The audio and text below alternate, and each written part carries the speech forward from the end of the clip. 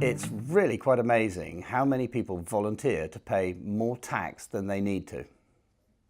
You see, there seems to be a belief out there that property as an investment class is a good way to go, but somehow or other that involving your pension in that sort of transaction can't happen, which is crazy. There is nothing more efficient from a tax standpoint than a pension wrapper around any asset. It protects you from significant amounts of taxation, both now and in the future.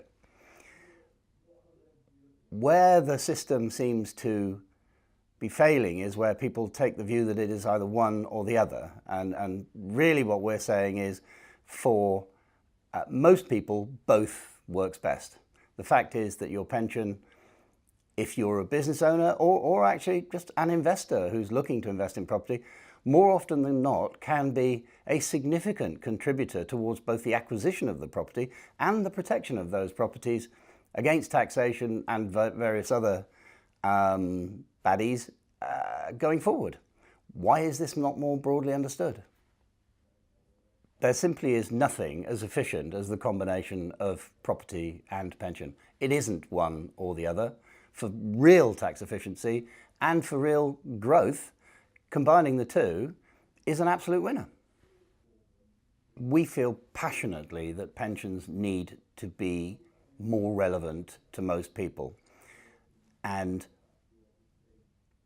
an awareness of how pensions can interact with property investments, I think, is a huge tick in the relevance box for a lot of people, especially those people who prefer property as an investment class over almost any other type of investment. Now, we've been doing quite a lot of work around this, and in terms of how the pension might be made to be relevant in these circumstances, there are a huge number of different ways in which your pension pot can actually interact with a property investment. It's not a simple yes or no, buy or don't buy. There are so many different ways that we felt it would be helpful to produce some detailed information around what these options might look like.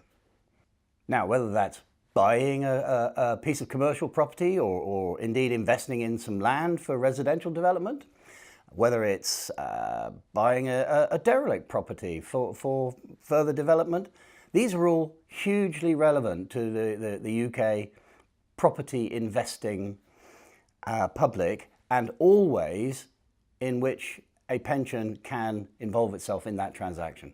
The outcome of which, generally speaking, is of course that it is better for the investor having involved their pension rather than having not.